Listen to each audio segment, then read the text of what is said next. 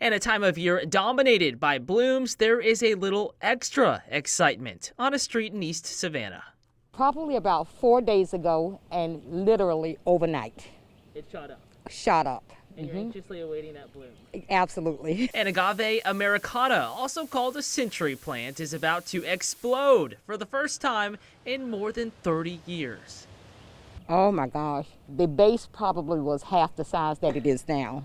Okay, so it's grown a lot. It has grown a lot.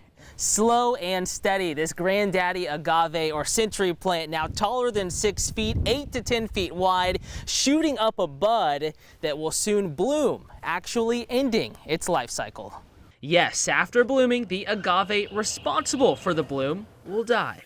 And this may be the most impressive show in decades, but it isn't the only agave that calls Florida Avenue home. An extension of the same plant was shared and transplanted between neighbors, and it bloomed back in 2010. And then at the top of the stalk, there was white flowers,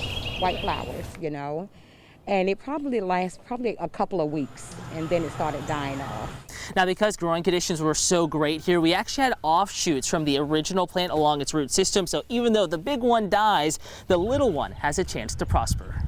And the cycle continues. The blooming plant dies and the next one grows, maybe blooming in 10, 20, 30 years. If you'd like to grow a massive agave, you'll need a well-drained area in full sunshine and, of course, some patience. Happy gardening, Cutter Martin, WTOC.